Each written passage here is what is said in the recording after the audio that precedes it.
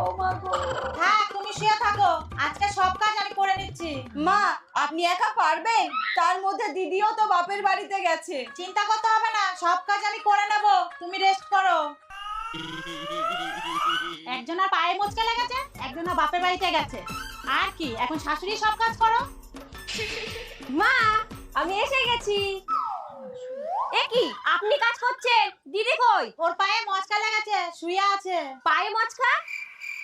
তা কোন পায়ে লেগেছে? কেন তুমি কি ফেসবুকে স্ট্যাটাস দেবা? আরে না না, বলেন না, একটা খেলা দেখাবো। ডান পায়ে। तेरा तो गेम बजाना। কাপড় আছে কাপড়, ভালো ভালো কম দামে কাপড় আছে, নেবেন?